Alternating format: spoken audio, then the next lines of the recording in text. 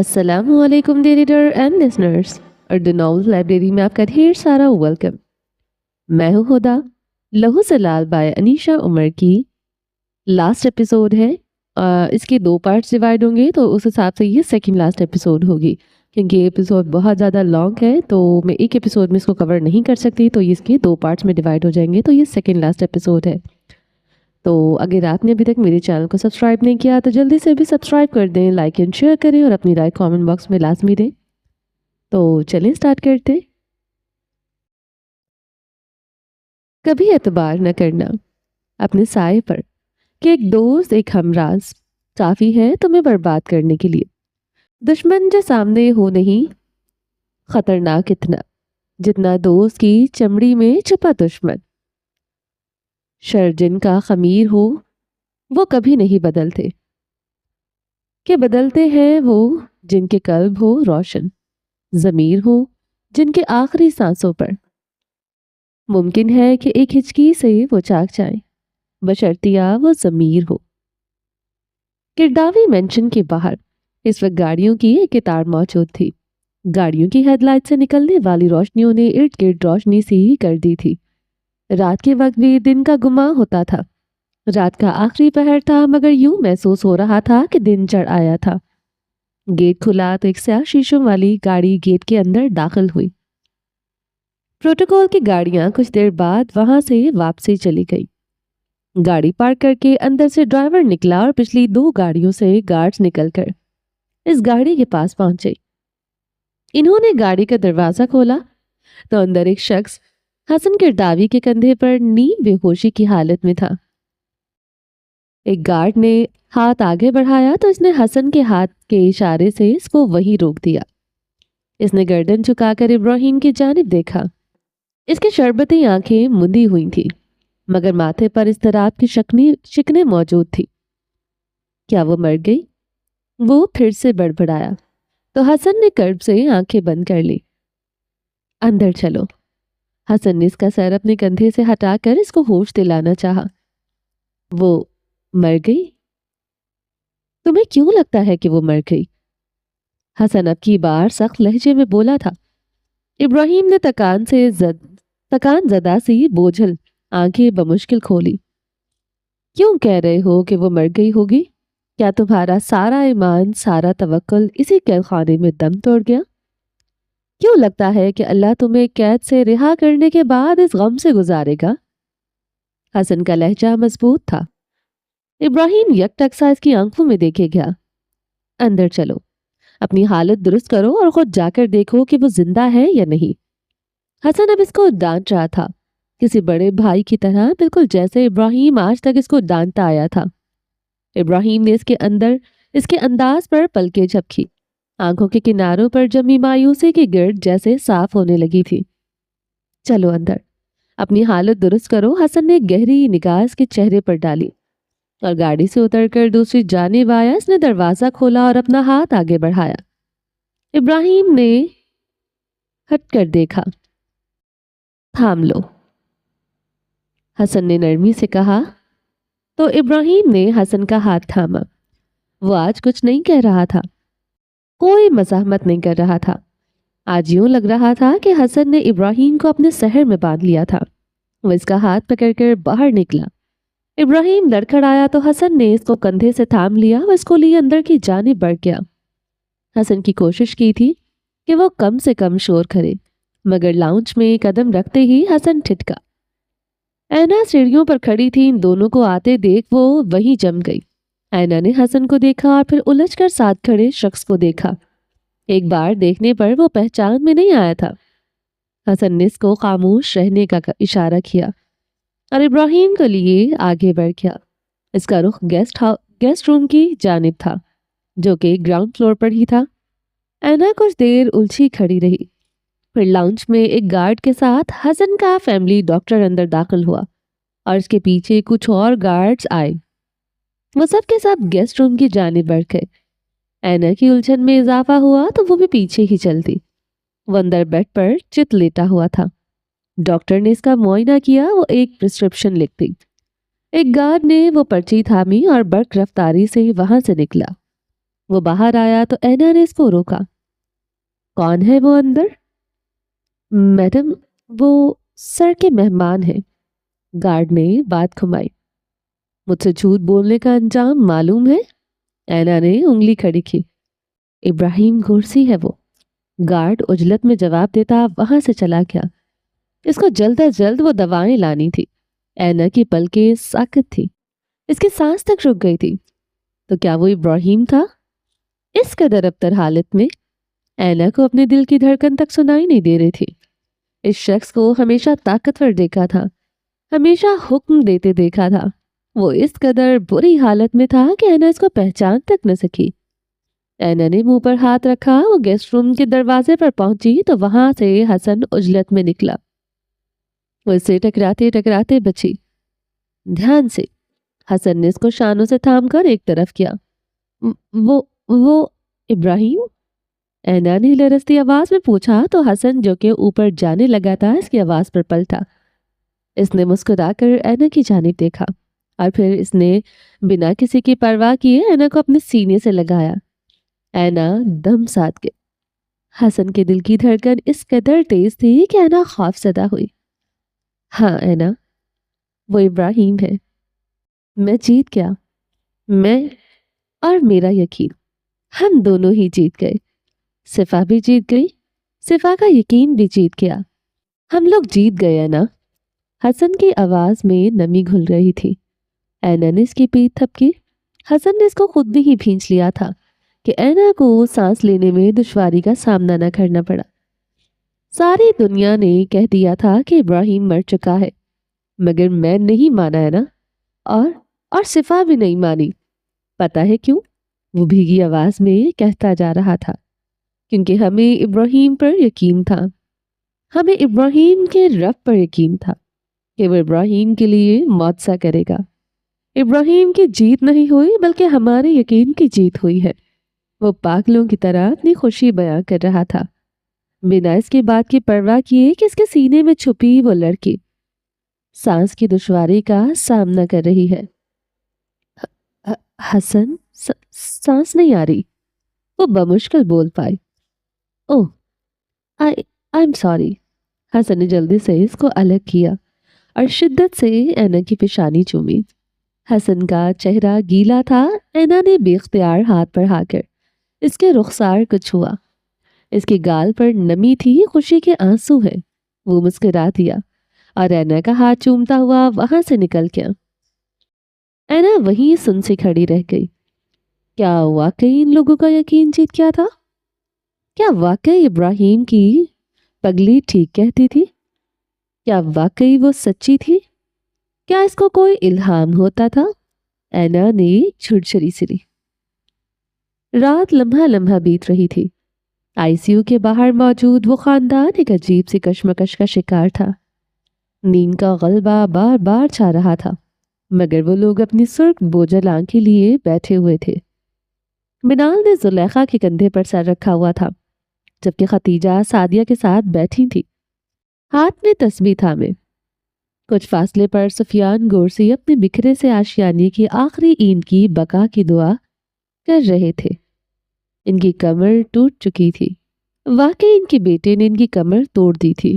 इनकी औलाद के गम ने इनको लाचार कर दिया था, मगर लाचारी में भी इतनी बेबसी थी कि वो अपनी मर्जी से ना तो ढह सकते थे और ना ही थक कर बैठ सकते थे। वक्त की सितम जरीफी के इनको अपनी टूटी हुई कमर पर भी बोझ दिलाना पड़ रहा था। अभी तक शुरू नहीं किया ऑपरेशन। सफियान साहब ने पलट कर देखा तो ख़याम कुरैशी के माथे पर तीवरी चढ़ाए खड़े थे। सफियान के दिल में अजीब सा हौल उठा था। अल्फाज हलक में ही अटक गए थे। डॉक्टर, किस बात की देर कर रहे हैं? अगर मेरी बेटी को कुछ हो गया तो जल्द अज जल्द इसको दूर करें मेरी बेटी से। वो खजलत भरे लहजे में बोले। सुफियान गुरसी जो महीनों से अपने दिल को बांधे हुए थे, इनको अपना दिल डूबता हुआ महसूस हुआ। इनको अपना बदन मफलूज होता हुआ महसूस हो रहा था। कैसे वो उनकी बेटी की औलाद को किसी नापाक जस की तरह सिफा से अलग करने की बात कर रहे थे। वो कुछ ना बोले, बस जब से यूं ही बैठे रहे। ख़याम कुरैशी कुछ देर वहां खड़े रहे, फिर वो वहां से बाहर चले गए। सुफियान साहब ने इनको जाते हुए देखा था।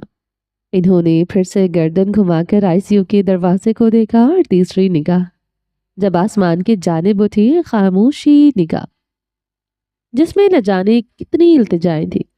इनके लब कँप-कँपा रहे थे। वो आंखें नम थी और वो आसमान की जानिब देख रहे थे, अपने खुदा से खामोशी से अपने बचे कुचे आशियाने की सलामती की भीख मांगते हुए। लबों से एक लफ्ज भी अदा न हुआ था, मगर आंखों से चंद आंसू इनके ज़ब्त की तौहीन करते हुए बह निकले थे और इनकी जज्वी सफ़ेद दाढ़ी में जज्ब हो गए। याकूत हड़बड़ाकर उठा था। इसने अपने बाएं जानिब देखा तो मरजान नींद में था। पलवशा खाला कमरे में नहीं थी, ना ही दीना। शायद वो दीना को लेकर दूसरे रूम में चली गई थी। याकूत सीधा होकर छत को घूरे गया। कितने ही मनासिर इसकी आंखों के सामने घूम गए। वो लोग मिस्र में थे, अपनी माँ के साथ, अपने बाप के साथ। इनका एक घर था, घर कम महल ज्यादा, जिसमें वो लोग शहजादों की सी जिंदगी गुजार रहे थे। इनकी माँ की खनखनाती आवाज इस घर के दरो दीवार में गूंजती थी और इनके बाप की मोहब्बत भरी बातें जो वो इनकी माँ से अक्सर किया करता था, जिस पर वो दोनों भाई सरशार होकर इस जोड़ी को देखा करते थे। वो घर मुकम्मल था, हर लिहाज से मुकम्मल था, जिसमें खुशियां, रिस्क, सुकून, हर नेमत मैसर थी। और अब वो लोग कहाँ गए थे? वो जिस घर में थे, इस घर में ना तो इनकी माँ साथ आई थी और ना ही अब बाप का साया मौजूद था। इनकी जिंदगी गुज़िश्ता महीनों में यकसर बदल कर रह गई थी। जिंदगी ने इन मासूम आंखों से ख्वाब छीनकर इन आंखों में वक्त की कड़ी हकीकतों की किरचियां चुभ होती थी। याकूत की भूरी आंखें उदास थी। इसने करवट ली और फिर से सोना चाहा था, मगर नींद थी कि आंखों से दूर थी। कुछ ही देर में फजर की अजानें गूंजी तो याकूत उठकर बैठा। कमरे में मध्यम सी रोशनी थी। वो कुछ सानिये यूं ही बैठा रहा, मगर फिर वो उठकर वॉशरूम में चला गया। वापस आया तो इसके चेहरे और कोहनियों से पानी के कतरे टपक रहे थे। इसने चेपस्टर की दराज से अपने जाए नमाज और सफ़ेद जालीदार टोपी निकाली और कमरे में कोने में जाए नमाज बिछाकर नमाज अदा करने लगा। वो कमरा इन मासूम सजदों का गवाह ठहरा था। हर सजदे के साथ याकूत के बेचैन दिल को सुकून मिल रहा था। वो कम उम्र था, मगर इनकी अकल बहुत पुख्ता थी, जिसकी बड़ी वजह इनकी माँ की तरबियत और इनके बाप के सिखाए गए असूल थे। वो लेकिन को बच्चों की तरह समझते ही नहीं थे। वो इनको हर छोटी बड़ी बात में शामिल करते थे, इनके सवालों के जवाब देते थे, इनसे मशावरत भी करते थे, जिसकी वजह से वो कम उम्री में ही इतने बड़े हो गए थे कि बड़ी से बड़ी और छोटी से छोटी बातों को समझने लगे थे। बच्चों की जहन साजी माँ बाप के हाथ में होती है और इब्राहिम और हुरिया ने यह जिम्मेदारी अच्छे तरीके से निभाई थी, जिसके बायस आज अगर इनके बच्चों का दिल उदास होता तो वो गेम्स खेलने के बजाय अपने अल्लाह के हुजूर सजदा रेज हो जाते थे। याकूत ने नमाज मुकम्मल की और दुआ के लिए अपने नन्हे नन्हे से हाथ उठाए। वो कुछ देर अपनी खाली सी हथेलियों को देखता रहा, फिर इसके लब हिले। या अल्लाह, आपके पास मामा और बाबा दोनों हैं। वो दोनों हमें छोड़कर चले गए क्योंकि जन्नत में खूबसूरत लोगों की ज़रूरत थी। मगर अल्लाह, कहते कहते वो रुका। इसने एक गहरी सांस खारिज की और हलक में जमा होते पानी को हलक से नीचे उतारा। मगर प्लीज किसी और को वहां मत बुलवाना, क्योंकि फिर तो हम अकेले हो जाएंगे ना।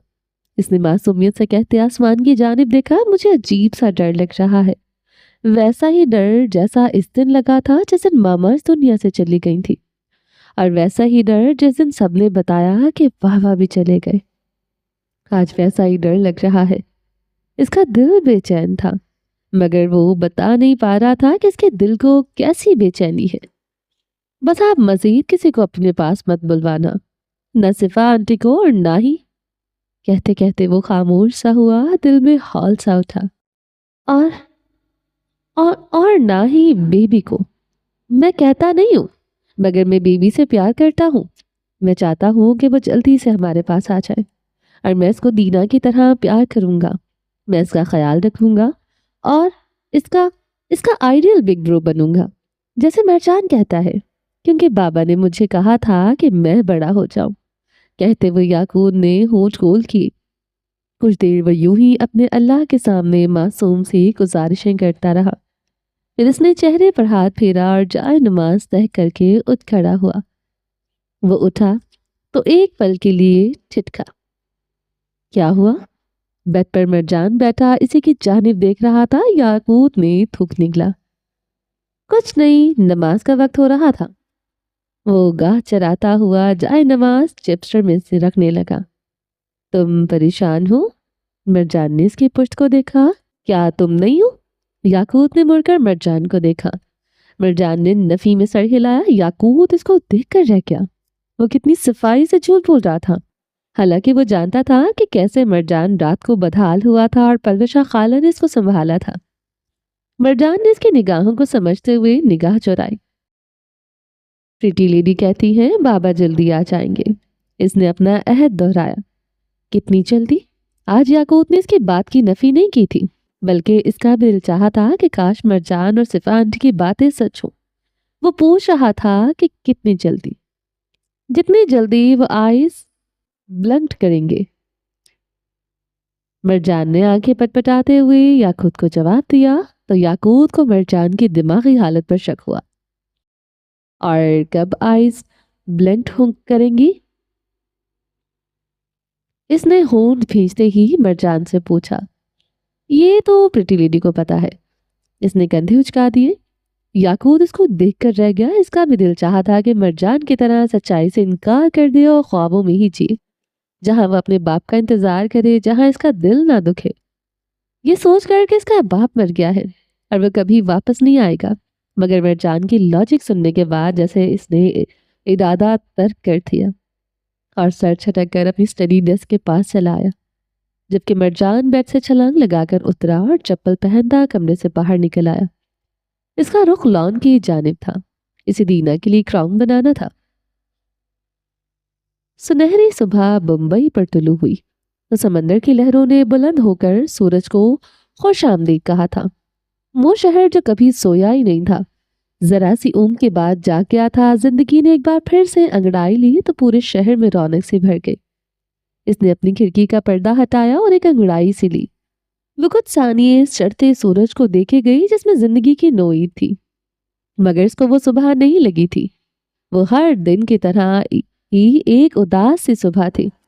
عیشا کے شب و روز اب ایک جیسے ہی تھے، جن میں محبت کے علاوہ وہ ہر مصروفیت شامل تھی۔ اس نے مڑ کر دیکھا تو ونڈو کے پاس رکھی ایک چھوٹی سی گول میز پر اس کا ٹیب اور لیپ ٹاپ پڑا تھا۔ پاس ہی ایک ڈائری رکھی ہوئی تھی۔ وہ ساری رات کام کرتی رہی تھی۔ کمرے کے دروازے پر دستک ہوئی تو عیشا نے مڑ کر دیکھا، دروازہ کھلا اور نندنی اندر داخل ہوئی۔ اس کے ہاتھ میں ایک چھوٹی سی پیالی تھی۔ عیشا نے بھویں سے کیڑی اور مسکرا کر چلتی ہوئی اس کے پاس آئی۔ منہ کھولو۔ اس نے ایک چمچ اس کی جانب بڑھایا۔ یہ کیا ہے؟ عیشا حیرت سے ہنسی تھی۔ دہی شکر، آج تمہارا نئے آفس میں پہلا دن ہے، اس لیے اچھی شروعات کے لیے تم یہ دہی شکر کھا کر جاؤ۔ نندنی نے اپنے کسی عقیدے کے مطابق اس کو گڈ لک وش کرنا چاہا۔ عیشا نے ہنستے ہوئے سر چٹکا۔ کھا لو نا۔ نندنی نے ضد کی تو عیشا نے مسکرا کر آگے بڑھتے ہوئے وہ چمچ کھا لیا۔ بیسٹ آف لک۔ نندنی پیالی رکھ کر اس کے گلے لگی تو عیشا نے مسکان سمٹ سی گئی۔ تم دیکھنا تمہاری زندگی پھر سے شروع ہوگی۔ نہ جانے نندنی نے کیا سوچ کر کہا تھا۔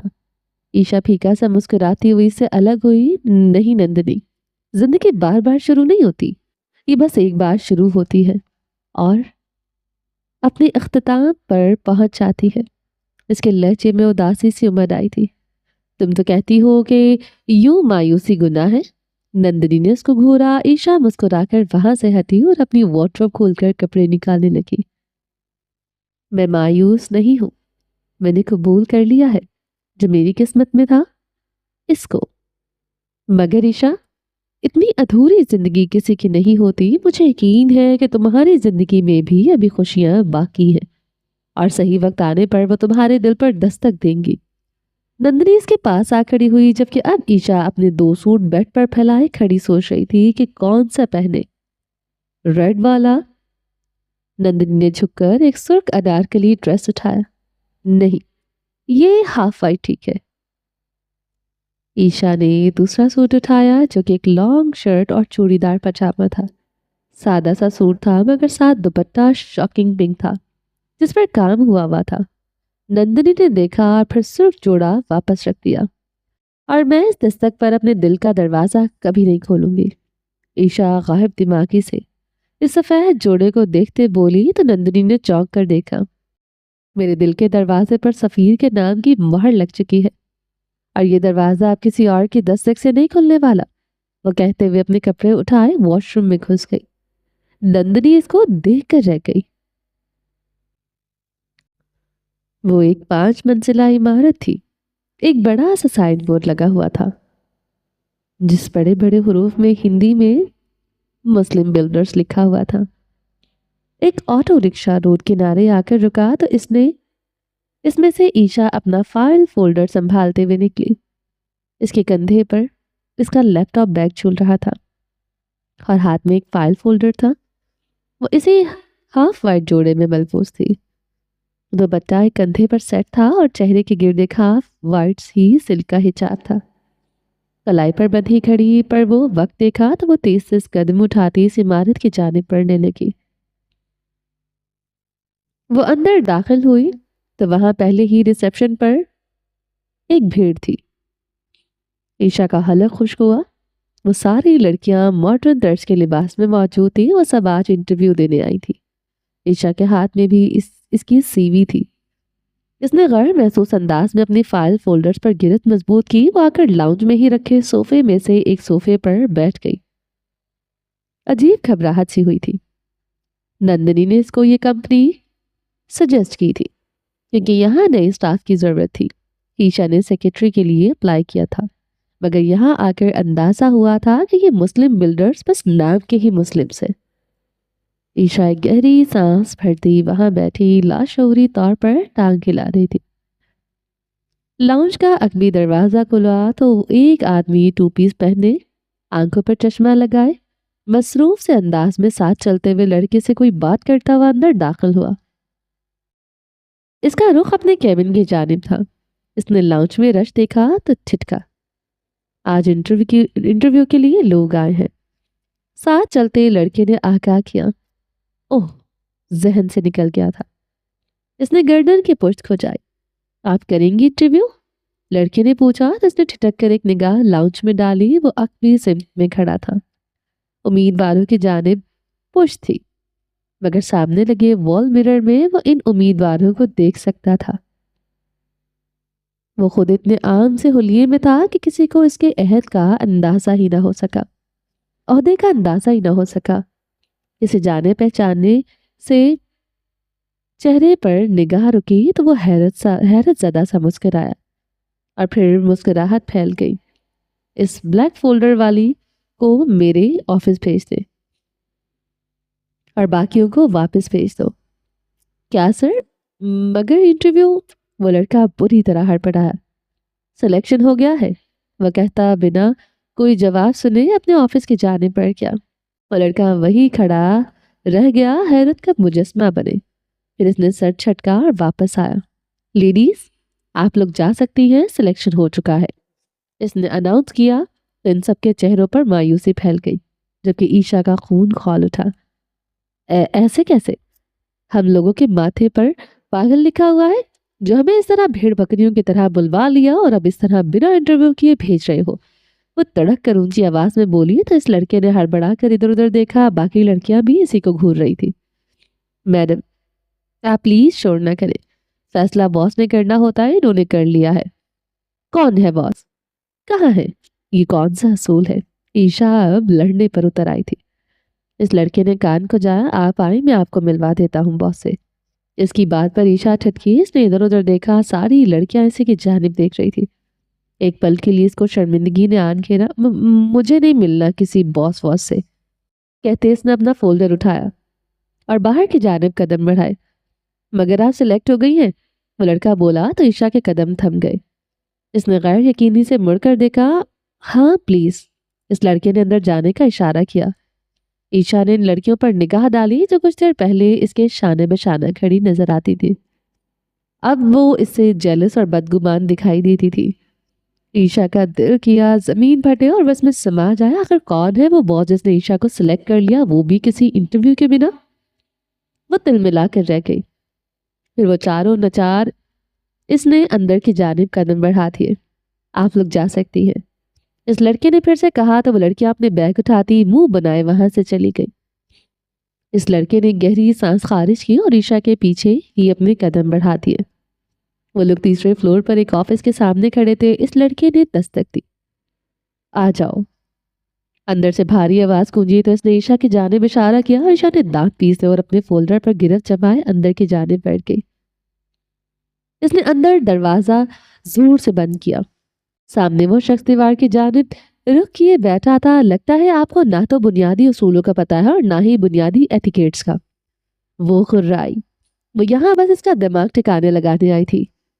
اچھا ایسا ہے کیا؟ وہ ترچھا سا مسکرایا. عیشا نے دانت کچکچائے. ہاں, اس طرح لوگوں کو انٹرویو کے لیے اکٹھا کرنا اور پھر ان کو اس طرح بنا کسی وجہ کے ڈسمس کر دینا کہاں کا اصول ہے؟ آپ کو تو ڈسمس نہیں کیا نا. وہ مسکرا رہا تھا مگر چہرہ ہنوز دیوار کی جانب تھا. ہاں, کیونکہ عیشا خود آپ کی کمپنی اور آفر کو ریجیکٹ کرے گی. اچھا واقعی؟ اب کی بار اس نے کہتے ہوئے اپنی کرسی گھمائی اور عیشا کی آنکھیں پھٹی کی پھٹی رہ گئی. دوپہر کے 2 بج رہے تھے. گورچی ہاؤس میں سناٹا چھایا ہوا تھا. گھر کے در و دیوار نے خاموشی کی چادر اوڑھ رکھی تھی. کچن سے کھانے کی مہک اٹھ رہی تھی اور وقفے وقفے سے کسی برتن کی کوئی آواز آ جاتی تھی. سیڑھیاں اترتے ہوئے مرجان کا رخ کچن کی جانب ہی تھا. کتنا ٹائم ہے کھانے میں زلیخا اماں؟ وہ تیار سا تھا ایک ٹی شرٹ اور ٹراؤزر میں. اس نے کچن میں آ کر پوچھا تو زلیخا اماں نے ایک ٹفن بند کرتے ہوئے اس کی جانب دیکھا اور اداسی سے مسکرا دی. بس کر لیا ہے کھانا تیار. میں آپ کے ساتھ چلوں گا. آپ گھر پر رہیں یاقوت اور دینا کے پاس. وہ جلدی سے بکھرا سا سامان سمیٹنے لگی. ان کی آنکھیں شب بیداری کی وجہ سے سرخ ہو رہی تھی. منال کی طبیعت پہلے ہی خراب تھی. ان کے لیے گھر کا کھانا بنانا ضروری تھا. اس لیے زلیخا ڈرائیور کے ساتھ آ گئی تھی اور اب مرجان ان کے ساتھ ہسپتال جانے کی تیاری میں تھا. پلوشا ہے ان کے پاس. مرجان نے ضدی انداز میں پاؤں پٹکے. مگر تمہارے دادوں نے منع کیا ہے کسی کو نہ لے کر آؤ. زلیخا نے پریشانی سے اس کے ضدی انداز کو دیکھا. منال نہیں چاہتی تھی کہ بچے اس غیر یقینی کسی صورتحال سے گزرے جن سوالوں کے جواب ابھی تک کسی کے پاس نہیں تھے. وہ نہیں چاہتی تھی کہ بچے آ کر ان سے وہ سوال کریں. سرجری کا وقت ہو چکا تھا اور اس کے لیے سب لوگ بے چین تھے اور اس حالت میں وہ لوگ بچوں کو تو بالکل بھی فیس نہیں کر سکتے تھے. مگر میں جاؤں گا. مرجان پاؤں پٹکتا ان کی کوئی بھی بات سنے بنا باہر نکل گیا. اس کا رخ گیٹ کی جانب تھا. زلیخا کا دل بے چین ہوا. انہوں نے جلدی سے کھانے کا ڈبہ بیگ میں رکھا اور اپنا دوپٹہ درست کرتی باہر آئی. گارڈ انکل دروازہ کھولیں. مرجان نے گیٹ پر پہنچ کر گارڈ سے کہا. اس نے ایک پل کے لیے مرجان کا ستا ہوا چہرہ دیکھا. باہر گاڑی تیار کھڑی تھی. پھر اس نے گیٹ کھول دیا. اس سے پہلے کہ مرجان قدم بڑھا تھا اس کی نگاہ کسی کے قدموں پر گئی. مرجان نے نگاہ اٹھا کر دیکھا. وہاں 2 لوگ کھڑے تھے. مرجان کی سے آنکھیں ساکت ہو گئی. سامنے کھڑے شخص کی شربتی آنکھیں بے بسی اور تکلیف کے باعث سرخی مائل ہو رہی تھی. سامنے کھڑے مرجان کو دیکھ کر اس کو اپنے پیروں سے جان نکلتی ہوئی محسوس ہوئی. وہ لڑکھڑایا تو ساتھ کھڑے لڑکے نے اس کو سنبھال لیا. آپ آ گئے. مرجان نے نگاہ اٹھا کر دیکھا. اس کے چہرے پر کہیں بھی شوق نہیں تھا. بس تھکاوٹ تھی, انتظار کی تھکاوٹ. اتنے دن لگا دیا آپ نے. وہ نروٹھے پن سے کہتا ہوا آگے بڑھا. اس نے اس کا ہاتھ پکڑا اور اس کی پشت پر بوسہ دیا. آپ کمزور ہو گئے ہیں, بہت زیادہ کمزور. کہتے ہوئے مرجان نے اس کی ٹانگوں سے ہی لپٹ کیا تھا. جبکہ ابراہیم اپنی جگہ پر ساکت تھا. وہ مرجان سے اس ریئیکشن کی توقع نہیں کر رہا تھا. وہ تو ان سب کے لیے مر چکا تھا. صاحب. گارڈ نے حلق سے بمشکل آواز نکالی. آپ زندہ؟ इसने अपने मुंह पर हाथ रखा जबकि गेट की जानिब आती जुलेखा के हाथ से वो खाने का बैग गिर गया। एक चीख बुलंद हुई। जुलेखा अपने हवास खोने को थी। हसन इस सबकी तवक्को कर रहा था, मगर मरजान का इतना नॉर्मल रिएक्शन देखकर वो भी छिटका था। आपने इतनी देर क्यों लगाई? मरजान ने सर उठाकर देखा। इब्राहिम जो सख्ती किसी कैफियत में था, बेख्तियार जमीन पर बैठता चला गया। वो लोग गेट के अंदर थे। गेट खुला था और बाहर गार्ड मुंह पर हाथ जमाए खड़े थे। ड्राइवर का भी यही हाल था। सबकी आंखों में बस गैर यकीनी और अनगिनत सवाल थे, जिनका जवाब सिर्फ इब्राहिम के पास था। आप कमजोर क्यों हो गए हैं? मरजान ने इब्राहिम के दोनों गालों पर अपने नन्हे नन्हे हाथ जमाए। इब्राहिम के लब कपकपा रहे तो क्या ये इनाम था? ये इसके सब्र का समर था? हसन मुस्कुरा दिया। इसने मरजान के स्याह बाल सहलाए। मामू, बाबा कमजोर क्यों हो गए हैं? मरजान ने सर उठाकर हसन से सवाल किया। हसन ने कंधे उचका दिए। इस वक्त वो कुछ भी बोलने की हालत में नहीं था। वो बस इस लम्हे को जीना चाहता था। वो देखना चाहता था कि जो ज़ात पर यकीन करते हैं, इनको अल्लाह की तरफ इनाम से नवाजता है। आज जिंदगी का एक और रूप इसके सामने था, और ये रूप निहायत खूबसूरत और मुकम्मल था। इस रूप में उम्मीद की रोशनी थी और यकीन का समर था। आज रहमत का एक और रूप देख रहा था, इसलिए इसके लब मखफल थे। तुम्हारी माँ कहाँ है? इब्राहिम ने कपकपाते लबों से पूछा। मरजान ने पलके झपके। से आंखों में तगीर था। वो कुछ उलझा था। वो हॉस्पिटल में है। मरजान समझ गया था। इब्राहिम की अटकती हुई सांस मजीद तंग हुई थी। वो बेबी लेने गई है और मैं भी वहीं जा रहा हूँ। मरजान ने इब्राहिम के चेहरे की उड़ती रंगत देखते हुए इसके गाल सहलाए। इब्राहिम ने पलके झपकी। मरजान ने इसके गले में बाहें हमाल की। I missed you Baba. Pretty lady कहती थी कि आप आ जाएंगे। मैं जानता था कि आप आ जाएंगे, मगर इतनी देर बाद आएंगे हमें नहीं पता था। आपको पता है यहाँ सब लोग क्या कहते थे? वो सब सिसकता हुआ इब्राहिम को खुद पर बीती दास्तान सुना रहा था। इब्राहिम, जुलेखा अम्मा बमुश्किल कदम उठाती इसके पास पहुंची थी। याकूत इस वक्त कमरे में दीना के साथ कारपेट पर बैठा इसके साथ खेल रहा था। वो बस दीना का ध्यान बटाने की कोशिश कर रहा था, जो हर थोड़ी देर बाद होंठ निकालकर रोने लगती थी। बाबा, दीना बाबा। दीना ने खेलते हुए फिर से होंठ निकाले। दीना। याकूत ने बेबसी से खिलौना रखते हुए दीना को अपने करीब किया। अर्श को अपने सीने से लगाया। बाबा चले गए हैं दीना। दीना रोई जा रही थी। कमरे की कोने में नमाज पढ़ती हुई पलवशा के दिल को कुछ हुआ था। इन चंद दिनों में वो इन बच्चों से मानूस हो गई थी और वो जान गई थी कि इन बच्चों की रूहें किस कदर जख्मी हैं। इन्होंने दुखते दिल के साथ हाथ उठाकर सिफा की सलामती की दुआ की थी। नो भाई। दीना बाबा। दीना सिद्धि अंदाज में कहती बुलंद आवाज में रोने लगी। दीना प्लीज चुप हो जाओ। ये मरजान कहाँ चला गया? याकूब बेबसी से दीना को खामोश करवाता हुआ इधर उधर देखने लगा। फिर वो यूं ही दीना का हाथ पकड़े बाहर निकल आया। लॉन सुनसान था। वो यूं ही इसको लिए मेन डोर तक आया तो लॉन से नजर आते गेट के मंजर पर याकूब की आंखें पथरा गई। वो सामने वो जमीन पर बैठा था, मरजान को गले लगाए। जुलेखा अम्मा रो रो कर इसको कुछ बता रही थी। साथ खड़े हसन के चेहरे पर तकलीफ के आसार थे। बाबा।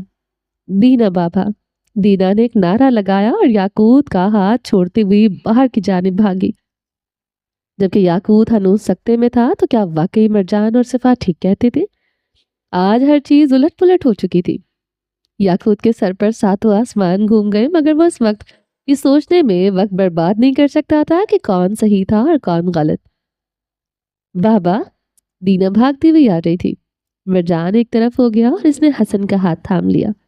इब्राहिम की अब बस हुई थी और वहीं घुटनों के बल बैठा रहा और दीना आकर इसके सीने में समाई। औलाद का लम्स। इब्राहिम आज एक तवील अरसे बाद औलाद के लम्स को महसूस कर पा रहा था। दीना बाबा। दीना खुशी से चिल्लाती हुई इसके सीने में छुप रही थी। वो कमजोर हो गया था, मगर इसकी औलाद तो इसको 7 पर्दों में भी पहचान सकती थी। वो इसके लम्स को पहचानती थी। याकूत उस कदम उठाता हुआ इसके पास पहुंचा। वो अभी तक यकीन नहीं कर पा रहा था। इब्राहिम ने बेख्तियार दीना का चेहरा चूमा, इसकी नाक, इसके गाल। اس کی پیشانی۔ ابراہیم کا چہرہ آنسوؤں سے تر تھا۔ اس نے دفتن پیچھے کڑے یاقوت کو دیکھا۔ یاقوت؟ ابراہیم نے دینا کو سینے میں لگائے ہی نم آواز میں یاقوت کو پکارا۔ یاقوت کی بھوری آنکھیں آنسوؤں میں ڈوبی ہوئی تھیں۔ اس نے اپنے کمزور باپ کو دیکھا، پھر غیر یقینی سے مرجان کو دیکھا، جس کے چہرے پر یاقوت جیسی غیر یقینی ہرگز نہیں تھی۔ مرجان جیت گیا تھا اور یاقوت ہار کر جیت گیا تھا۔ یہاں آؤ۔ ابراہیم نے کپکپاتی آواز میں یاقوت کو پکارا تو وہ ایک لمحہ ضائع کیے بنا یاقوت کی آغوش میں سما گیا۔ آج سارے اندیشے، سارے وہم ہار گئے تھے۔ آج مرجان کا یقین جیت گیا تھا، مگر اس جیت سے یاقوت بھی جیت گیا تھا۔ آج یاقوت کو اپنی ہار پر جی جان سے پیار آیا تھا۔ کبھی کبھی ہار جانا جیت جانے سے زیادہ قیمتی ہوتا ہے، اور یاقوت کو یہ ہار ہر جیت سے زیادہ عزیز تھی۔ ابراہیم اپنی اولاد کو اپنے سینے سے لگائے بلند آواز میں رو رہا تھا۔ اس کی اولاد کو اس کی آزمائش بنایا جاتا تھا۔ جب جب اس کو توڑنا مقصود ہوتا تھا، وہ لوگ اس کی اولاد پر ضرب لگاتے تھے۔ وہ ہر ضرب کو جھیل جانے والا ضرب پر ریزہ ریزہ ہو جاتا تھا، مگر یہ صرف وہ جانتا تھا کہ کیسے وہ اپنی گرتی ہوئی ذات کو ان کے سامنے چٹان بنائے رکھتا تھا۔ وہ اندر سے ریزہ ریزہ ہو چکا تھا۔ وہ شکست خوردہ شخص آج اپنی کل متاع کو اپنے سینے سے لگائے ہوئے تھا، اور یہ لمحہ ان در و دیوار نے اپنی آنکھوں سے دیکھا تھا۔ کائنات اس لمحے کو ٹھہر گئی تھی۔ کیسی ہوں؟ وہ صبح سے کوئی 10 بار پوچھ چکا تھا۔ وہ 10ویں بار بھی وہ بس سر ہلا کر رہ گئی تھی۔ اس وقت وہ دونوں آفس میں رکھے صوفے پر بیٹھے تھے۔ سامنے سینٹرل ٹیبل پر کھانے کے برتن پڑے تھے۔ یقیناً وہ لوگ لنچ کر کے فارغ ہوئے تھے۔ میں یہاں جاب کے لیے آئی ہوں، تمہاری مہمان بن کر نہیں۔ عیشا نے سر جھٹکا۔ سامنے بیٹھا زرار ہنس دیا۔ مگر آج تو مہمان ہو تم، کل سے ڈیوٹی شروع کر دینا، وہ دوستانہ انداز میں بولا۔ عیشا نے نگاہ اٹھا کر دیکھا۔ سب کچھ بکھر گیا نا؟ عیشا کے لہجے میں پھر سے آرزدگی امد آئی تھی۔ زرار نے سر چکا لیا۔ کتنے ہی لمحے آنکھوں کے سامنے سے ہو کر گزر گئے، ہم کچھ بھی نہ بچا سکے، سب ختم ہو گیا۔ وہ بھی بسی سے مسکرائی۔ مگر عیشا، ہم مرنے کے لیے ہی جیتے ہیں، پھر موت سے کیسا خوف؟ اس کی آواز میں عارضتگی اور سرشاری ملی جلی سی تھی۔ جو اللہ کا ہے اس کو اللہ کے حوالے کرنے کے بعد کیسا غم، کیسے آنسو؟ وہ بھیگا سا مسکرایا۔ ہاں بے شک، سب کچھ اللہ کا ہے اور اسی کی جانب لوٹایا جائے گا زرار۔ مگر، کہتے ہوئے عیشا کی آواز رند گئی، مگر کچھ خسارے ایسے ہوتے ہیں جو ہماری روح کو لہو لہان کر دیتے ہیں۔ کچھ خسارے ہماری روح کے اتنے ٹکڑے کر دیتے ہیں کہ زندگی ہم ان ٹکڑوں کو سمیٹنے میں نہیں پاتے۔ وہ اسی رفو گری میں ہماری عمر بھی کٹ جاتی ہے۔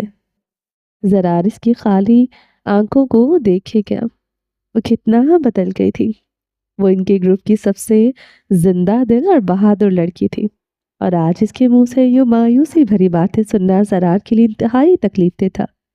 وہ اس لڑکی کو اس طرح نہیں دیکھ سکتا تھا۔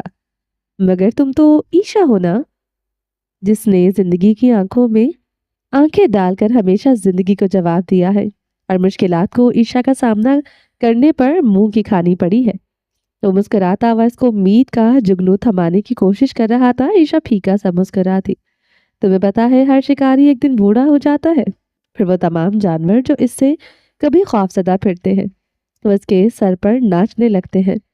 وہ شکاری مسکراتا ہے اپنی بے بسی پر، مگر وہ جانور اس پر رحم نہیں کھاتے، بلکہ اس کی بے بسی پر کہکے لگاتے ہوئے اس کو چیر پھاڑ کر رکھ دیتے ہیں۔ مگر تم تو جوان ہو عیشا، زرار نے اس کو ڈپٹا۔ وہ ہنس دی۔ جل جوان ہے میری، مگر روح بوڑھی ہو چکی ہے۔ عیشا نے سر چٹکا۔ اف، مجھے کیا پتا تھا کہ یہ میری قسمت میں ایک بوڑھی سیکرٹری لکھی ہوئی ہے۔ زرار نے ہنستے ہوئے گردن ایک جانب گرائی۔ عیشا نے اس کو خفگی سے گھورا۔ اب تو مل گئی، عیشا نے اسی کے انداز میں کندھے اچکا دیے۔ نہیں بابا، میں پھر سے انٹرویو کروں گا۔ خبردار، عیشا نے انگلی کھڑی کی۔ ہم ایک ٹیم ہے، اس لیے تمہارا سایہ بننے کا حق صرف مجھے ہے، اور مجھ سے بہتر ہمراز نہیں مل سکتا تمہیں۔ اس نے آنکھیں سکیڑی، زرار ہنس دیا۔ یقیناً اسپتال کی راہداری میں بے چینی بڑھ چکی تھی۔ اندر وہ زندگی اور موت کی کشمکش میں کی تھی۔ سرجری جاری تھی، باہر منال نڈھال سے دکھائی دیتی تھی، ختیجہ بھی بدحال سے تھی۔ سعدیہ کبھی منال کو دیکھتی تو کبھی ختیجہ کو۔ سفیان گورسی بے چینی سے ٹہل رہے تھے، ان کا دل تک نہیں دھڑک رہا تھا، ان کی سانس بھی بار بار اکھڑ رہی تھی۔ ان کو سمجھ نہیں آ رہی تھی کہ وہ کیا کریں، کہاں جائیں، کس سے مدد مانگے۔ وہ آج تنہا تھے، آج ان کے کندھے پر ہاتھ رکھنے والا ان کا بیٹا نہیں تھا۔ وہ انتظار کی وہ گھڑیاں ان کے لیے محال تھی۔ سب لوگ صفا کی زندگی مانگ رہے تھے، اس سے جڑی وہ ننھی جان کسی کو یاد تک نہ تھی۔ آج بس صفا اہم تھی۔ وہ ننھی جان صفا کے لیے وبال جان بنتی دکھائی دے رہی تھی۔ ایک پل کے لیے تو منال کا دل بھی اس ننھی سی جان سے غافل ہوا تھا۔ آج وہ ایک انچاہا وجود بن چکی تھی ان سب کے لیے۔ وہ لوگ بس صفا کی سلامتی چاہتے تھے کہ کسی طرح بس صفا کی جان بچ جائے، مگر وہ لوگ نہیں جانتے تھے کہ وہ ننھی جان اپنے بابا کے لیے کس قدر اہم تھی۔ وہ قید خانے میں بھی اس سے مخاطب ہوتا تھا، وہ کیسے اس کے وجود کا انکار کر سکتا تھا؟ چاہے ساری دنیا بھی اس وجود کو ٹھکرا دیتی، اس کے بابا اس کو کبھی نہیں ٹھکرا سکتے تھے۔ آپریشن تھیٹر میں معصوم کلکاریاں گونجی۔ وہاں موجود سٹاف نے خوشی اور پریشانی کے ملے جلے تاثرات سے ایک دوسرے کو دیکھا تھا۔ وہ بالکل صحت مند تھی۔ وہ لوگ اب اس کی ماں کی جانب متوجہ تھے، جو کہ جینے کی ہر امید کھو چکی تھی، جو زندگی کی جانب شاید لوٹنا ہی نہیں چاہتی تھی۔ اسپتال کی راہداری کے شور میں اٹھتے ان قدموں کی چاپ وہی جیسے دم توڑ رہی تھی، ورنہ کبھی وہ بھی دن تھا کہ ابراہیم گورسی ان راہداریوں میں چلتا تو لوگ سہم کر ایک جانب ہو جایا کرتے تھے۔ آج وہ کمزور جسم چلتا تو 2 قدم اس کے بعد اس کی سانس پھولنے لگتی۔ اس کے ساتھ چلتے ہوئے مرجان اور یاقوت نے اس کو دونوں بازو تھام رکھا تھا۔ دینا ساتھ چلتے حسن کی گود میں تھی۔ زلیخا اور پلوشہ آنسو پوچھتی ہوئی ان کے پیچھے چلی آ رہی تھی۔ سعدیہ، منال نے غیر ہوتی حالت میں سعدیہ کو پکارا۔ وہ ختیجہ کو چھوڑ کر ان کے پاس پہنچی۔ منال کی آنکھیں سامنے ہی ٹکی ہوئی تھی۔ میرا وقت قریب آ گیا ہے، انہوں نے اپنا سینہ مسلا۔ اللہ نہ کرے، سعدیہ کا دل ڈوبا۔ دیکھو تو، میرا بیٹا مجھے لینے آیا ہے۔ تم کیسے کہہ سکتی ہو سعدیہ، وہ آ گیا ہے؟ یقیناً وہ مجھے لینے آیا ہے، وہ سامنے راہداری میں دیکھتے ہوئے بولی تو سعدیہ نے بے اختیار گردن موڑ کر ان کی جانب دیکھا۔ سعدیہ کی چیخ بلند ہوئی، جس کو اس نے اپنے منہ میں ہاتھ رکھ کر دبا لیا۔ سفیان گورسی اپنی جگہ ساکت ہو چکے تھے۔ منال دیوار کے ساتھ ٹیک لگائے یک ٹک سے ان لوگوں کو دیکھ رہی تھی۔ وہ اس کو اپنا کوئی وہم سمجھ رہی تھی، یا پھر موت کی گھڑی، مگر وہ گھڑی تو زندگی کی تھی۔ وہ چلتا ہوا آیا اور آ کر زمین پر بیٹھتا منال کی گود میں سر رکھا۔ منال نے ہڑبڑا کر ادھر ادھر دیکھا۔ سب لوگ حیرت کا مجسمہ بنے ہوئے تھے۔ وہ یقین نہیں کر پا رہی تھی، وہ تو اس کو اپنا وہم سمجھ رہی تھی، تو پھر باقی لوگ ایسے کیوں دیکھ رہے تھے؟ انہوں نے اپنا لرزتا ہوا ہاتھ اس کے بالوں پر رکھا اور پھر کرنٹ کھا کر اپنا ہاتھ واپس کھینچا۔ ماما، وہ ہچکیوں میں رو رہا تھا۔ اس کی بھاری سسکیاں اس کی راہداری پر سکوت طاری کر گئی تھی۔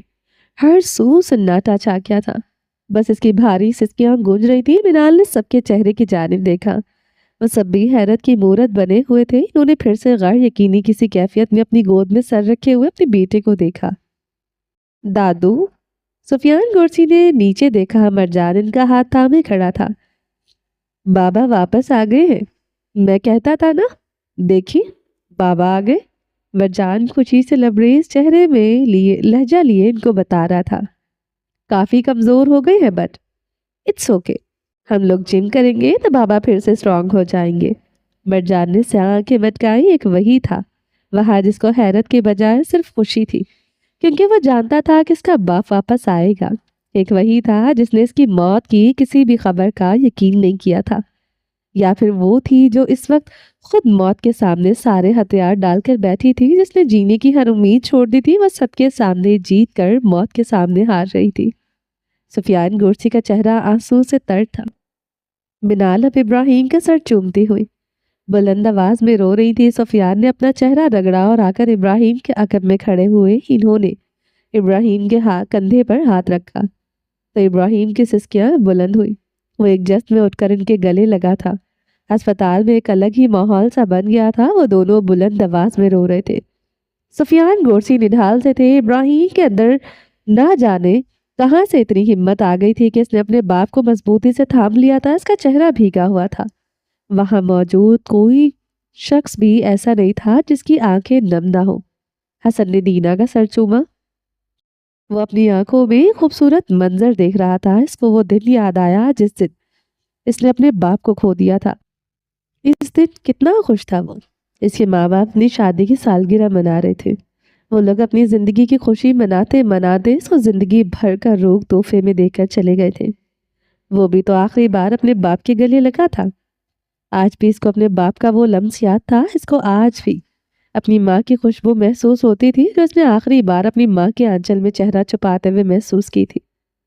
ایک نرس ان کی جانب بڑھی تو منال نے اپنی جگہ سے اٹھ کھڑی ہوئی۔ اس کے ہاتھ میں ایک ننھا سا وجود تھا۔ منال کا دل دھڑکنا بھول چکا تھا۔ تو کیا وہ چلی گئی تھی؟ کیا ان کی سجل ان کو ایک بار پھر سے چھوڑ کر جا چکی تھی؟ کیا سجل صفات سے الگ کر دیا گیا تھا ہمیشہ ہمیشہ کے لیے؟ بیٹی ہوئی ہے، الفاظ زندگی ہوا کرتے ہیں۔ آج پھر سے ان الفاظ نے وہاں کھڑے ہر شخص میں زندگی بھر دی تھی۔ ابراہیم جھٹکے سے اپنے باپ سے الگ ہوا۔ اس نے اپنی آستین سے اپنا چہرہ رگڑا۔ مرجان بھاگ کر نرس کے پاس پہنچا۔ اس نے ہاتھ پھیلا دیے۔ نرس نے جھجکتے ہوئے 25-9 سالہ بچے کی آغوش میں تھما دی۔ یہ گر جائے گی۔ یاقوت پریشان حال سا مرجان کے پاس پہنچا۔ نو، میں گرنے نہیں دوں گا، کہتے مرجان نے محبت پاش نگاہ اس ننھی سی گڑیا پر ڈالی جو کہ ہلکے گلابی رنگ کے بیبی سیٹ میں سمٹی پڑی تھی۔ اس کا سرخیاں چلکاتا چہرہ اس وقت اس قدر خوبصورت اور پرنور لگ رہا تھا کہ مرجان اس کو دیکھ کر رہ گیا۔ یہ تو پریٹی لیڈی سے بھی زیادہ پریٹی ہے، مرجان نے حیرت اور خوشی سے ملے جلے تاثرات لیے مڑ کر کہا۔ تو وہاں موجود ہر شخص اپنا اپنا غم بھول کر ایک بار تو مسکرایا تھا۔ بابا دیکھیں نا، یہ اتنی پریٹی کیوں ہے؟ وہ احتجاج پر اتر آیا تھا۔ کوئی اس کی پریٹی لیڈی سے پیارا کیسے ہو سکتا تھا بھلا؟ مرجان کے لیے یہ بات ناقابل قبول تھی۔ وہاں موجود ہر شخص اس کی بات پر سٹپٹایا تھا۔ اس لمحے میں زندگی سے بھر گئی تھی۔ میری بیٹی کیسی ہے؟ ختیجہ اٹھ کر نرس کے پاس پہنچی جبکہ منال نے آگے بڑھ کر مرجان کی بچی کو تھام لیا اور آ کر ابراہیم کے پاس کھڑی ہو گئی۔ ابھی کچھ نہیں کہہ سکتے؟ ابراہیم جو کہ اس ننھی پری کے جانب لرزتا ہاتھ بڑھا رہا تھا۔ نرس کی بات پر اس کا ہاتھ ہوا میں ہی معلق رہ گیا۔ ڈاکٹرز ٹریٹ کر رہے ہیں مگر آپ بس دعا کریں۔ ایسا کیسے ہو سکتا ہے؟ ہم نے کہا تھا کہ صفا کو بچانا ہے۔ ختیجہ اچانک سے طیش میں آئی تھی۔ ان کو اس وقت اس ننھی سی جان پر غصہ آیا تھا۔ منال کے دل کو ہاتھ پڑا تھا۔ ابراہیم کے چہرے کی ساری رنگت جیسے اڑ گئی۔ اس کا بچا کچا خون جیسے خشک ہو گیا تھا۔ اس کو اپنے قدموں سے صحیح معنوں میں جان نکلتی بھی محسوس ہوئی تھی۔ میڈم، اللہ جس کو چاہے زندگی دیتا ہے، ڈاکٹرز کوشش کر رہے ہیں، نرس بمشکل مسکرا کر کہتی وہاں سے چلی گئی۔ ختیجہ نے خفا سی نگاہ وہاں موجود ہر شخص پر ڈالی۔ ان کو ان لوگوں کی خوشی زہر لگی تھی۔ وہ کیسے صفا کو بھلائے اس بچی کے آنے پر خوش ہو سکتے تھے؟ آج ماں کا دل تڑپا تھا مگر وہ اس تڑپ میں وہاں موجود ہر کسی کی وفا اور محبت کو بھلا بیٹھی تھی۔ کیا کیا کیا مطلب اس بات کا؟ ابراہیم پہلی بار کچھ بولا تھا۔ سفیان گورسی نے اس کے کندھے پر مضبوطی سے ہاتھ رکھا۔ وہ نرس ایسا کیوں کہہ رہی تھی؟ کیا مطلب تھا اس بات کا؟ اور کس نے کہا تھا صفا کو بچانا ہے، بچے کو نہیں؟ کیا مطلب ہے اس سب کا؟ وہ پھٹی پھٹی آنکھوں سے ان کے چہرے کو دیکھتا ہوا سوال کر رہا تھا۔ وہ لوگ کیسے اس کی بیٹی کی زندگی کا سودا کیے بیٹھے تھے؟ تم حوصلہ رکھو، سب ٹھیک ہو جائے گا۔ اگر یہ ٹھیک ہے تو صفا بھی ٹھیک ہو جائے گی۔ سفیان گورسی نے مخملی لباس میں لپٹے اس ننھے سے وجود کی جانب اشارہ کیا۔ حوصلہ کیسے بابا؟ آپ نے سنا نہیں وہ کیا کہہ رہے تھے؟ ابراہیم کا چہرہ ہر پل متغیر ہو رہا تھا۔ اس کو اپنا وجود برف ہوتا ہوا محسوس ہو رہا تھا۔ اب کی بار حسن بھی بے چین ہو کر ان کے پاس پہنچا تھا۔ وہ بھی الجھا ہوا تھا۔ صبر رکھو بیٹا، اللہ صبر والوں کے ساتھ ہوتا ہے، سفیان گورسی نے نم سے لہجے میں کہتے اپنے بیٹے کا کندھا تھپکا تھا۔ بابا ابراہیم کے لب کپکپائے، اس نے بے بسی سے گردن ایک جانب گرائی۔ شش، تم تو میرے ابراہیم ہو نا، تم تو صابر ہونا، تو تم توکل رکھنے والے ہونا۔ انہوں نے ابراہیم کے کندھے پر دباؤ بڑھایا۔ ابراہیم نے بے بسی سے لب باہم پیوست کیے۔ وہ تمہاری منتظر تھی، ہم سب نے مان لیا تھا کہ تم۔ منال کہتے کہتے چپ ہو گئی۔ انہوں نے اس ننھی سے جان کا ماتھا چوما، اس کو اپنے سینے سے لگایا، مگر وہی تھی جو نہیں مانتی تھی۔ وہ ڈٹی رہی، پتہ ہے کیوں؟ انہوں نے نم آنکھوں سے مسکراتے ہوئے ابراہیم کی جانب دیکھا۔ وہ سوالیہ آنکھوں سے ان کو دیکھے گیا۔ کیونکہ تم جاتے ہوئے اس پگلی کے ساتھ کوئی وعدہ کر کے گئے تھے انتظار کا، اور وہ تمہارا انتظار کرتی رہی۔ اگر وہ تب تمہارا انتظار کر سکتی ہے تو وہ اب کیسے تمہیں چھوڑ کر جا سکتی ہے؟ وہ مسکرا دی۔ ابراہیم کی آنکھوں سے نمکین پانی ہنوز رواں تھا۔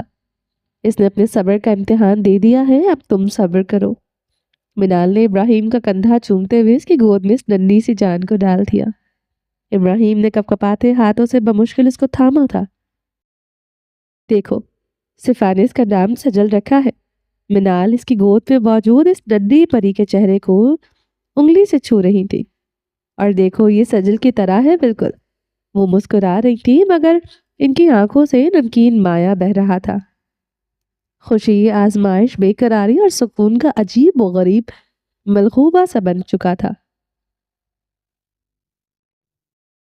احساسات کا وہ امتزاج اس قدر عجیب تھا کہ وہ لوگ خود نہیں جانتے تھے کہ جس جذبے کو وہ محسوس کریں گے وہ کسی کو نہیں یہ گر جائے گی۔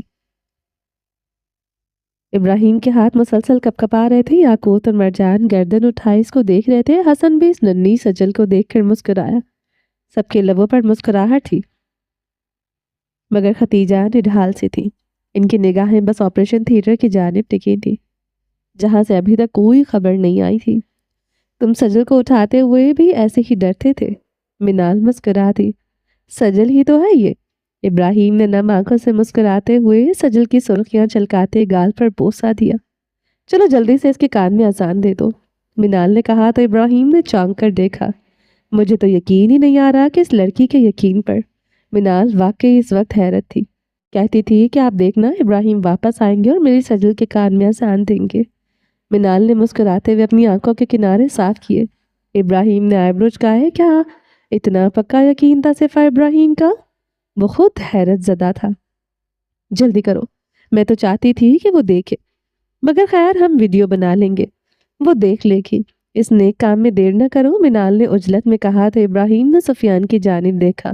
انہوں نے اس بات میں سر ہلایا اور اس نازک سے وجود کو خود میں سموتا وہیں رکھی کرسی پر بیٹھ گیا۔ آخر پیشنٹ رسپونڈ کیوں نہیں کر رہی ہے؟ اب ایک سینئر ڈاکٹر کی بس ہوئی تھی۔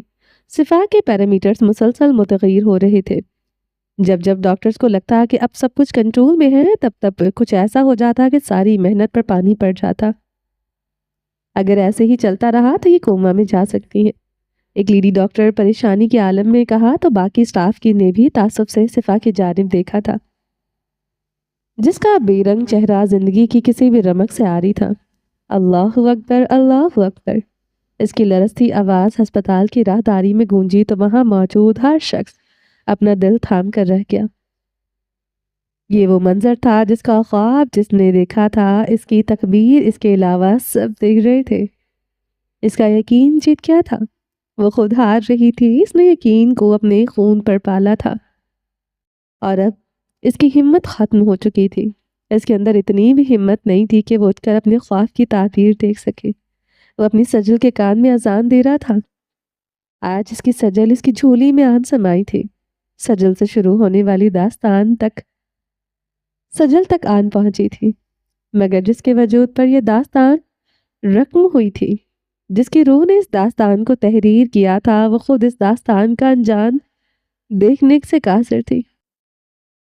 باہر اس کا شوہر آ گیا ہے اور سب لوگ بہت زیادہ رو رہے ہیں۔ نرس نے ساتھ کھڑی ایک سٹاف سے کہا تو اس نے حیرت سے اس نرس کو دیکھا۔ مگر یہ بیوہ ہے، اس نے جواباً سرگوشی کی۔ نہیں تو وہ اس کا شوہر ہے، میں نے خود سنا ہے۔ وہ دونوں بحث کر رہی تھی کہ صفا نے ایک سانس کھینچ لی۔ وہاں موجود ہر شخص سہم گیا۔ اس نے وہ سانس کئی ثانیے اپنے سینے میں قید رکھی تھی اور پھر اس نے اپنا آپ جیسے وقت کے حوالے کر دیا۔ اس کی دائیں آنکھ سے ایک آنسو نکل کر اس کی کنپٹی میں جذب ہو گیا۔ ڈاکٹرز اور سارا عملہ اس کی جانب متوجہ ہو چکا تھا۔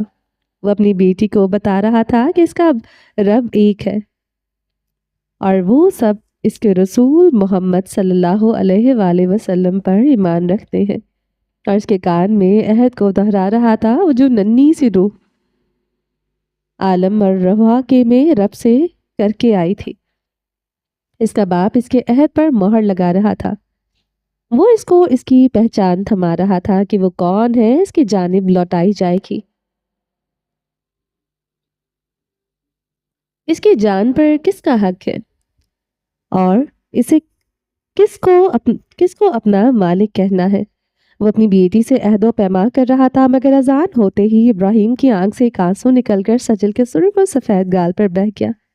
مجھے کب سے سو رہی تھی، اب ہلکا سا کسمس آئی، اور پھر اگلے ہی لمحے وہ بلند آواز میں رونے لگی۔ منال مسکرا دی۔ ابراہیم نے ہڑبڑا کر منال کو دیکھا۔ سنبھالو اب اس کو۔ منال نے ہنستے ہوئے کندھے اچکا دیے۔ نہیں، ابراہیم کہتے سجل کے کان پر جھکا۔ روتی رہو، اتنی بلند آواز میں رو کہ تمہاری ماں بے چین ہو کر تمہارے پاس بھاگی چلی آئے۔ بہت تڑپا لیا ہے اس نے مجھے، اب تم ہی ہو جو رو رو کر اس کو یہاں بلاؤ۔ وہ اس کے کان میں کہہ رہا تھا، اور وہ بھی جیسے اپنے باپ کی منو ان بات باندھ رہی تھی، اور اس کے رونے میں ہر لہجہ اضافہ ہو رہا تھا۔ منال نے آئیبرو سکیڑ کر ابراہیم کو گھورا، جس کو چپ کروانے کی کوشش نہیں کر رہا تھا، بلکہ نہ جانے اس کے کان میں کیا کیا کہہ رہا تھا کہ وہ مزید روئی جا رہی تھی۔ اس کی کلکاریوں نے ابراہیم کے میں جیسے زندگی سے بھرتی تھی۔ وہ جو کب سے کمزوری کی وجہ سے کپکپا رہا تھا، اب جیسے وہ پوری دنیا کو شکست دینے کے لیے تیار ہو رہا تھا۔ اس کے جسم میں خون کی روانی جیسے بڑھ گئی تھی۔ اس کو اپنے جسم میں توانائی بڑھتی ہوئی محسوس ہو رہی تھی۔ وہ سجل کو اپنے سینے سے لگائے ہی اٹھا تھا۔ اس کا رخ اب آپریشن تھیٹر کی جانب تھا۔ سب لوگ یک ٹک سے اس کو دیکھ رہے تھے۔ وہ گلاس ڈور کے سامنے آن کھڑا ہوا۔ اندر کا منظر دکھائی نہ دیتا تھا، مگر اس دھندلے شیشے کے پار جیسے اس کو دیکھ سکتا تھا۔ وہ اس کو محسوس کر سکتا تھا۔ سجل ہنوز رو رہی تھی۔ بلاؤ اپنی ماں کو، اس نے سجل کے کان پر جھکتے ہوئے پھر سے کہا۔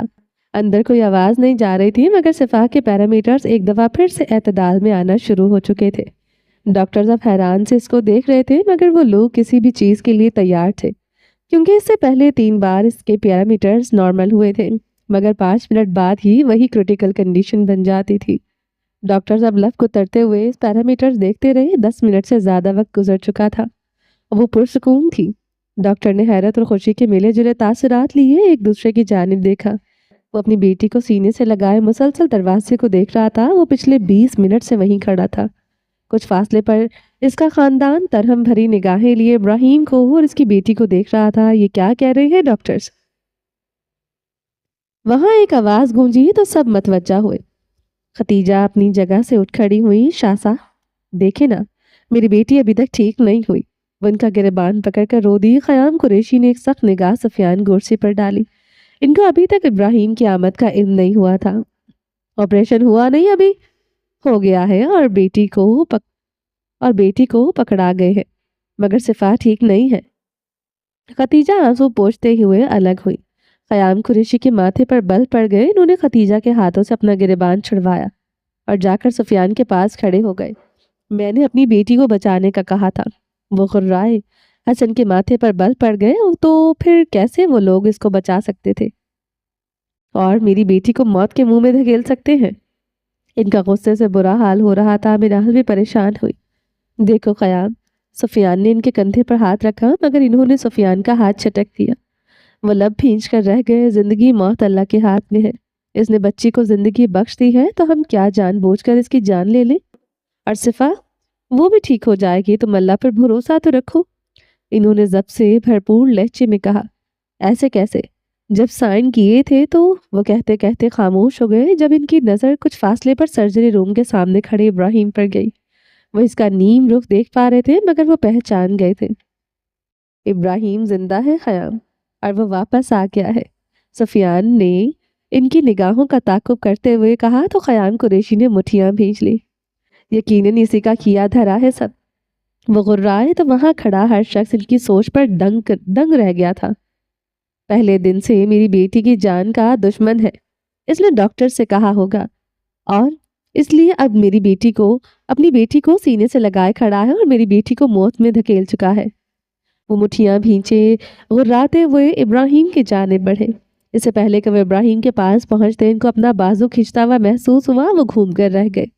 اس سے پہلے کہ وہ کچھ سمجھ پاتے ان کو گھسیٹ کر کوئی باہر لے گیا۔ ابراہیم جو کہ اپنی بیٹی کے ساتھ نہ جانے کون سے عہد و پیمان کر رہا تھا، اس نے دفتن مڑ کر دیکھا مگر کوریڈور میں وہی لوگ تھے۔ وہ دوبارہ سجل کی جانب متوجہ ہوا۔ وہ لوگ راہداری میں دور نکل آئے تھے۔ چھوڑو مجھے۔ خیام قریشی نے اپنا بازو چھڑوانے کی کوشش کی مگر وہ ان کو گھسیٹتا ہوا باہر لان میں لے آیا۔ اس نے لا کر جھٹکے سے ان کا بازو چھوڑا اور لڑکھڑا گئے تھے وہ۔ کون ہو تم؟ ہوتے کون ہو مجھے ہاتھ لگانے والے؟ وہ اپنا کندھا سہلا رہے تھے۔ اس نے ان کا بازو ہلا کر رکھ دیا تھا۔ وہ اب قدم قدم چلتا ہوا ان کی جانب آ رہا تھا۔ سیاہ ڈریس شرٹ اور سیاہ ڈریس پینٹ میں وہ بظاہر ایک معمولی سا جوان لگ رہا تھا۔ اس نے قریب ہو کر خیام قریشی کا گریبان دبوچا۔ وہ ہڑبڑا کر رہ گئے۔ میں کون ہوں یہ تو میرا سایہ بھی آج تک نہیں جان پایا، مگر تمہیں ہاتھ لگانے والا میں ابراہیم کا بھائی ہوں، اس کی بیوی۔ اس وقت زندگی اور موت کی کشمکش میں ہے، تم اسی کو مردد الزام ٹھہرا رہے ہو۔ حسن کی تاریک آنکھیں مزید تاریک ہو گئی تھی۔ وہ ہر لمحہ خیام قریشی کے گلے پر دباؤ بڑھا رہا تھا۔ اب ان کو سانس لینے میں دشواری پیش آ رہی تھی۔ وہ تمہاری بیٹی ہے اور آج تمہیں وہ یاد آ گئی ہے؟ اس دن یہ محبت کہاں تھی جب اپنے گنہگار بیٹے پر اس کو قربان کر دیا تھا؟ کیا ہوتا اگر ابراہیم اس کے روح اور اس کے بدن کو چھلنی کر دیتا؟ کیا ہوتا اگر وہ ابراہیم نہ ہوتا تو وہ کوئی وحشی درندہ ہوتا؟ تو کیا آج تم اپنی بیٹی کو زندہ کبھی دیکھ پاتے؟ تم نے اس کو موت کے منہ میں دھکیل دیا تھا۔ اس دن سے تم اس کے باپ ہونے کا ہر حق کھو چکے ہو۔ اس لیے آج اپنی یہ جھوٹی فکر اور محبت کی پوتلی اٹھاؤ اور چلے جاؤ یہاں سے، جاتے دکھائی دو یہاں سے، کہتے حسن نے جھٹکے سے ان کا گریبان چھوڑا تھا۔ وہ اپنا گلا مسلتے 2 قدم پیچھے ہٹے۔ ان کو اس شخص سے خوف محسوس ہوا تھا مگر ان کی آنکھوں کی نفرت ہنوز قائم تھی۔ ایک اور بات، کہتے حسن 2 قدم آگے بڑھا، صفا پر اور اس کی اولاد پر اب صرف اور صرف ابراہیم کا حق ہے۔ تو مجھے یہاں تم دکھائی نہ دو تو بہتر ہے۔ تم ہوتے کون ہو مجھے دھمکانے والے؟ وہ اس کی ہمت پر حیران تھے۔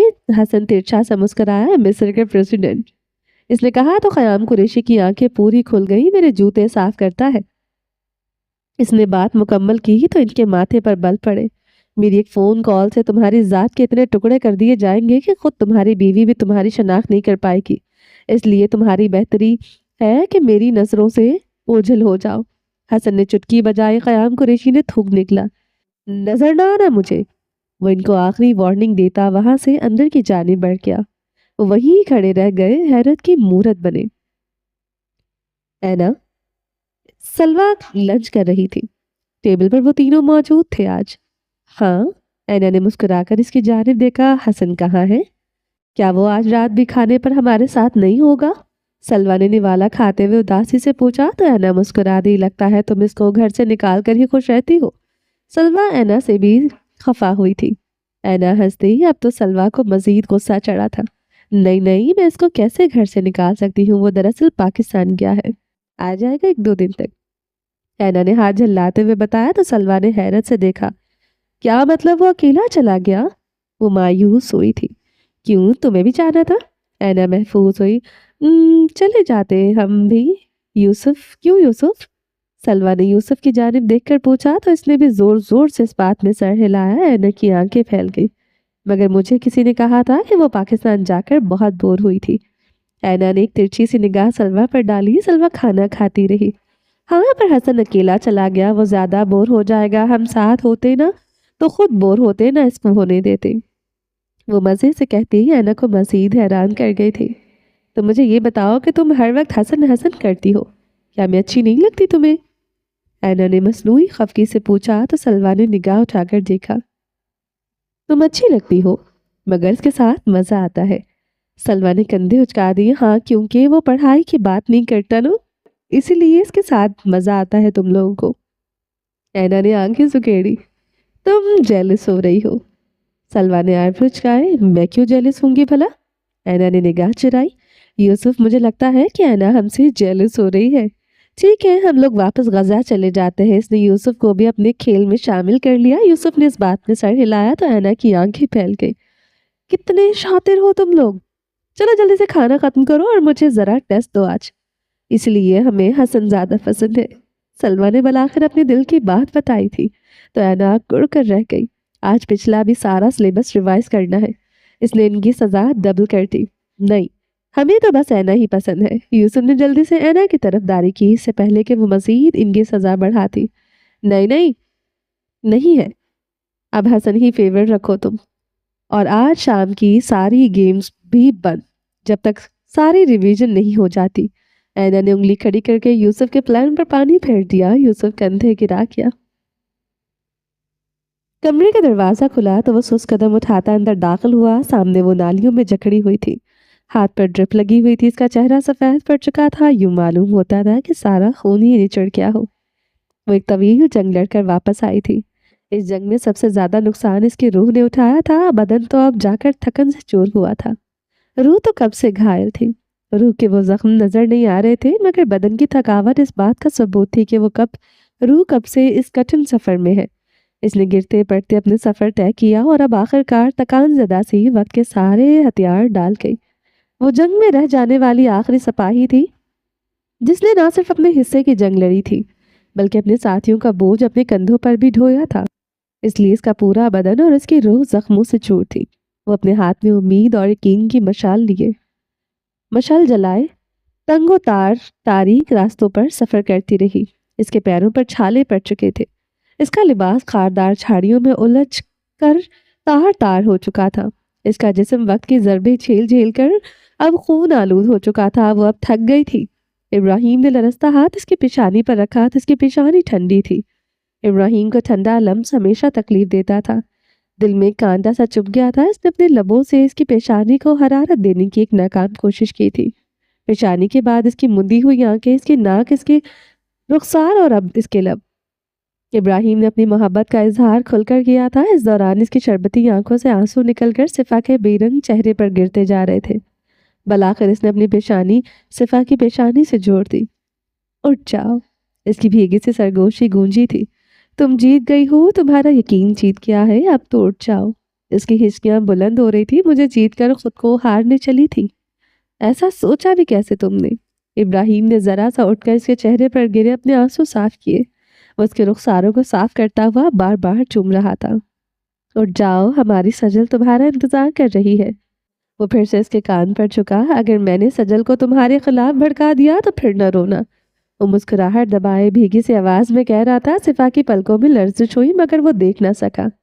میں نے اس کو بتانا ہے کہ اس کی صفا بہت ہی ڈرپوک ہے، وہ بالکل بھی اچھا کھانا نہیں بناتی اور اس کی ہائٹ تو بہت ہی چھوٹی ہے، اس لیے تم اس پر مت چاہنا، تم مجھ پر چاہنا، اپنے بابا کی طرح مضبوط بننا اور کھانا بھی بابا کی طرح بنانا اور ہائٹ بھی اپنے بابا جیسی ہی نکالنا۔ وہ مسکراتا ہوا اس کے کانوں میں سرگوشیاں کر رہا تھا۔ دیر کر دی آپ نے؟ نہیں کی دیر، میں نے سجل کے کان میں اذان دی ہے تو دیر کیسے کر دی؟ وہ اب اس کی آنکھوں میں دیکھ رہا تھا، وہ خالی خالی نگاہوں سے اس کو دیکھ رہی تھی۔ کمزور ہو گیا ہو نا؟ ابراہیم نے بستر کنارے ہی ٹکتے ہوئے پوچھا۔ البتہ ابھی تک وہ اس کے چہرے پر جھکا ہوا تھا تاکہ وہ قریب سے اس کو دیکھ اور محسوس کر سکے۔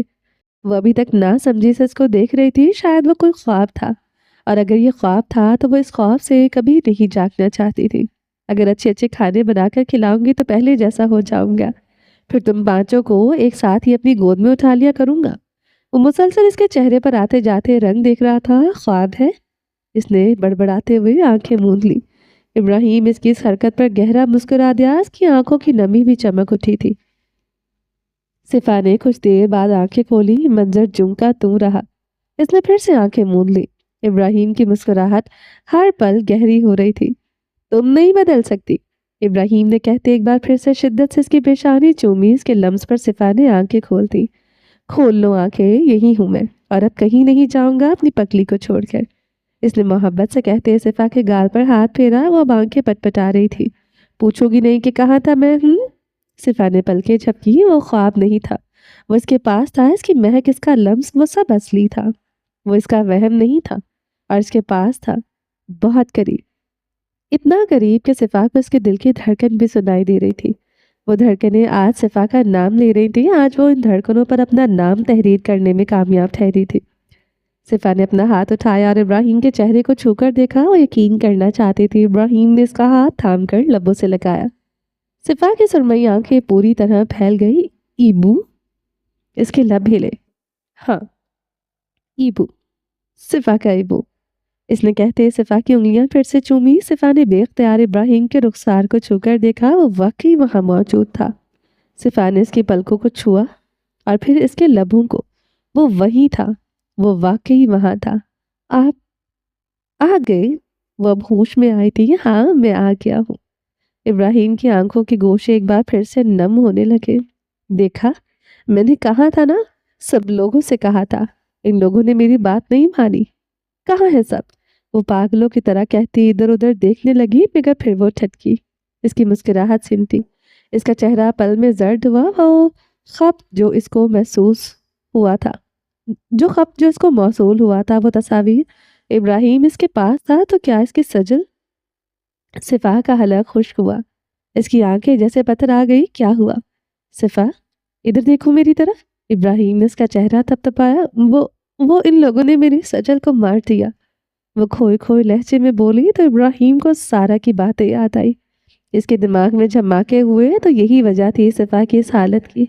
इसलिए वो इस वक्त इतनी बुरी हालत में थी। इब्राहिम का दिमाग चकरा कर रह गया। नहीं नहीं सिफा, सजल ठीक है। मैं अभी इसको बाहर छोड़ कर आया हूँ। इब्राहिम इसका चेहरा थपथपाते हुए इसकी सांस बहाल करवाने की कोशिश कर रहा था। नहीं, इसमें लिखा हुआ था, अगर अगर आप यहाँ हैं तो वो मजीद न बोल सके। इसकी सांस उखड़ने लगी। नहीं सिफा। इब्राहिम अपनी जगह से उठ खड़ा हुआ। सिफा की सांस उखड़ने लगी। इसको समझ नहीं आ रही थी कि वो इसको कैसे यकीन दिलाए। वो इस वक्त इसकी कोई बात नहीं सुन रही थी। इब्राहिम के हाथ पांव फूलने लगे। वो एक ही जश्न में कमरे से निकला। डॉक्टर राउंड पर ही थी। जल्दी वो लोग रूम में पहुंच गए। इन्होंने इब्राहिम को बाहर निकाल दिया। वह बेबस सा कमरे के बाहर खड़ा था। मिनाल सजल को लिए इनके पास पहुंची। बाकियों को हसन खाना खिलाने ले गया था। जब से डॉक्टर्स ने सिफा की बहाली का बताया था, इन सब में जैसे जिंदगी लौट आई थी। क्या हुआ? इन्होंने इब्राहिम के कंधे पर हाथ रखा तो वो झटके से पलटा। इसकी आंखें फिर से नम थी। मामा, वो इनके कंधे पर सर गिरा गया। इन लोगों ने बहुत वार किए मामा। इसने हर वार सह लिया, मगर मगर मामा, वो बता नहीं पा रहा था कि इसको किसने अजियत से गुजारा, किस अजियत से गुजारा गया था। मेरा बेटा बहादुर है ना? इन्होंने इब्राहिम की पुश्त थपकी। मैं थक गया हूँ मामा। अब अगर इसको कुछ हो गया तो मैं मर जाऊंगा। मैं कसम से मर जाऊंगा। मिनाल तड़प कर रह गई। इसको कुछ नहीं होगा। मिनाल ने इसकी पुश्त पर हाथ फेरा। इब्राहिम आंसू पोंछता हुआ अलग हुआ। इसकी नज़र सजल पर गई। दिमाग में कुछ क्लिक हुआ। इसने सजल को इनसे लिया और बिना डॉक्टर्स की इजाज़त के ही अंदर चला गया। आपको कहा था बाहर वेट करें। एक डॉक्टर बरस पड़ी। इब्राहिम ने किसी की सुने बिना सजल को लाकर सिफा के सीने पर लेटा दिया। सजल कसमस आई। सजल का लम्स महसूस करते ही सिफा ने गहरी सांस ली। इसका पूरा वजूद लरस रहा था, मगर सजल का लम्स पाते ही वो जैसे पुरसुकून हुई। डॉक्टर्स जो कुछ देर पहले ही इब्राहिम पर बरस रहे थे, वो भी यकटक से देख रहे थे। सिफा की सांस बहाल हुई तो फिर देखते ही देखते इसकी धड़कन नॉर्मल हुई। इसके चेहरे की रंगत बहाल हुई तो इब्राहिम ने अपने चेहरे पर हाथ फेरा। सजल की रोने की आवाज़ आई तो सिफा ने आंखें खोल दी। इसने पलकें झपकी। इब्राहिम नम आंखों से मुस्कुराया। डॉक्टर्स ने शुक्र का सांस लिया और सिफा की आईवी में इंजेक्शन देने लगी। इब्राहिम ने झुककर सजल के सर पर हाथ फेरा और सिफा की पेशानी चूमी। ये देख लो, तुम्हारे पास है, ये कहीं नहीं गई। भला सजल भी सिफा से दूर हो सकती है? इब्राहिम ने कहते हुए सर झटका और सजल का गाल खींचा। वो नन्ही सी परी अब अपने बाप के लम्स पर खफा होती कसमस आई। सिफा की आंखें घूमी। डॉक्टर्स कुछ देर इसके पैरामीटर्स देखते रहे। वो कुछ ही देर में नॉर्मल हो गई तो अमला वहां से चला गया। इब्राहिम ने गहरी सांस ली और सजल को अपनी बाहों में उठाकर इसके पास ही टिक गया। सिफा बिना पलके झपके इसको देखे गई। वो इसके सिरहाने बैठा इसके सुनहरी बालों में उंगलियां चलाता रहा। क्या आप सच में आ गए हैं? वो इसकी जानिब देख रही थी। अभी भी शक है? इब्राहिम ने कहते वहां पास रखे एक क्रेडल में सजल को लिटा दिया, क्योंकि वो फिर से सोने की तैयारी कर रहे थे। इसको पास ही रखे। सिफा का दिल डूबा था। इसको नींद पूरी करने दो। इब्राहिम सजल को लिटाकर वापस पलटा और सिफा का सर उठाकर अपने सीने पर रखा। कहीं कोई तकलीफ तो नहीं? ابراہیم نے نرمی سے اس کے بال سہلاتے پوچھا تو صفا نے نفی میں سر ہلایا۔ اب جا کر تو اس کی ساری تکلیفیں ختم ہوئی تھی۔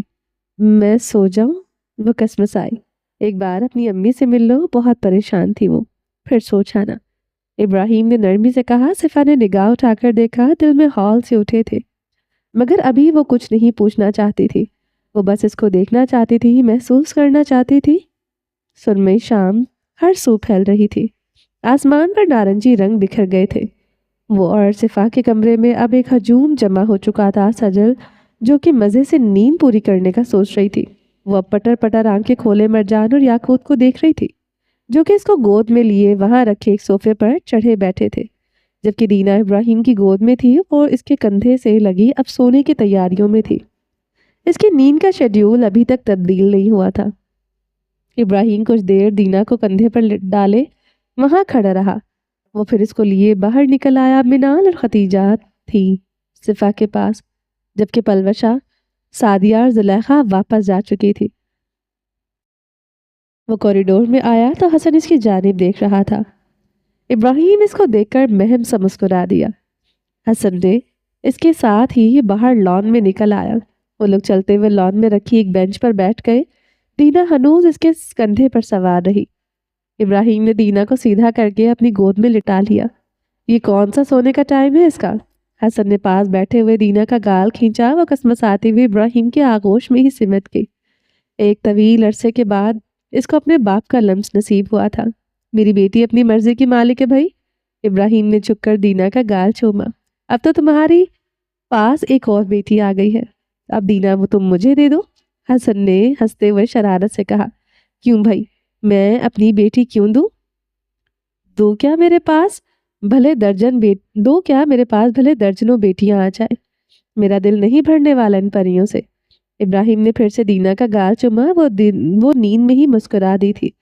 ہاں ہاں، تمہارا تو شروع سے ہی فٹ بال ٹیم بنانے کا ارادہ ہے۔ حسن نے اس کو پہلی ملاقات کا حوالہ دیا تو ابراہیم ہنس دیا۔ ہاں، بھلے درجن بھر آ جائے۔ وہ مدھم سا مسکرایا، ایک سایہ سا آ کر گزرا۔ وہ کچھ ثانیہ یوں ہی دینا کے چہرے کو دیکھے گیا۔ اگر وہ واپس نہ آ پاتا تو کیا وہ کبھی اپنی بیٹی کا چہرہ دیکھ پاتا؟ ابراہیم کا دل مٹھی میں آیا۔ شکریہ، وہ مدھم سے لہجے میں بولا تو حسن جو کہ دور کسی بچے کو کھیلتے ہوئے دیکھ کر چونک رہا۔ اگر تم نہ ہوتے تو شاید میں اپنے بچوں کو کبھی نہ دیکھ پاتا۔ ابراہیم کا لہجہ خالی سا تھا۔ مگر مجھے لگتا ہے کہ میں نے کچھ نہیں کیا۔ سارا گولبرگ کو تم نے اور تمہارے ایمان نے شکست دی ہے، ورنہ ایسے الزام اور ایسے سکینڈلز تو وہ ناشتے میں کھا جائے۔ حسن نے سر جھٹکا۔ ابراہیم نے آئیبرو سکیڑ کر اس کی جانب دیکھا۔ اس کو کوئی فرق نہ پڑتا کہ دنیا اس کے بارے میں کیا سوچتی ہے، اس کو صرف خود سے فرق پڑتا ہے۔ وہ اپنی پجارن خود ہے۔ تم نے اس کا تکبر توڑ دیا اور اس نے تمہیں آزاد کر دیا۔ حسن نے کندھے اچکا دیے۔ تم یہ سب کیسے؟ ابراہیم حیران تھا کہ وہ کیسے یہ سب جانتا ہے۔ کچھ جنگیں خاموشی سے لڑی جاتی ہیں، کچھ حملے اندر جا کر کیے جاتے ہیں۔ باہر سے دفاع ہر کوئی کرتا ہے، مگر اندر گھس کر ان دلوں کے بھید جان کر ان پر حملہ کرواتا کرو تاکہ سنبھل بھی نہ پائیں۔ حسن ترچھا سا مسکرایا۔ اگلا الیکشن تم ہی کیوں نہیں لڑ لیتے؟ ابراہیم آج حسن سے متاثر دکھائی دیتا تھا۔ حسن ہنس دیا۔ تمہیں کیا لگتا ہے میں الیکشن کیوں نہیں لڑتا؟ حسن نے آنکھیں تیکھی کر کے ابراہیم کو جانچا، کیونکہ حسن کو آزادی پسند ہے۔ ابراہیم اسی کے انداز میں بولا تو وہ کہکا لگا کر ہنس دیا۔ اس نے ابراہیم کے کندھے پر ہاتھ دے مارا۔ آج وہ دونوں بالکل ویسے ہی بیٹھے تھے جیسے 10 سال قبل وہ لوگ کسی پارک کے بینچ پر بیٹھا کرتے تھے۔ وہ دونوں آج اسی طرح ایک دوسرے کا دل کا احوال جان رہے تھے اور بیان کر رہے تھے۔ میں حیران ہوتا ہوں کہ جو ابراہیم اپنے انتقام کے لیے اتنا جنونی ہو سکتا ہے کہ وہ میری انتقام میں راہ میں رکاوٹ کیسے بن سکتا ہے۔ کچھ دیر بعد حسن نے مدھم آواز میں اپنے پیروں کو گھورتے ہوئے کہا تو ابراہیم نے چونک کر دیکھا۔ شاید کچھ کانٹے دلوں سے کبھی نہیں نکالے جا سکتے۔ ابراہیم اس کا نیم رخ دیکھے گیا۔ اس کا دل کیا تھا کہ وہ اپنی صفائی دے دے اور بتا دے کہ وہ اس کے انتقام کی راہ میں رکاوٹ نہیں بنا تھا۔ اس نے پولیس کو وہاں نہیں بھیجا تھا، وہ تو خود اس کی مدد کے لیے پہنچا تھا وہاں، مگر ابراہیم بس ایک ٹھنڈی سانس خارج کر کے رخ پھیر گیا۔ کچھ لمحے خاموشی کی نظر ہو گئے، مگر اب اندازہ ہوتا ہے کہ ابراہیم نے فون کال نہیں کی تھی۔ حسن دوبارہ بولا تو ابراہیم نے حلق ترک کیا۔ اس کی جانب دیکھا، حسن نے مسکرا کر اس کی جانب دیکھا۔ رحمان کرداوی اتنا بڑا گیم کھیل سکتا ہے تو پھر وہ کچھ بھی کر سکتا ہے۔ بس اتنا مان چکا ہوں کہ ابراہیم پوری دنیا میں دھوکہ دے سکتا ہے مگر حسن کو نہیں۔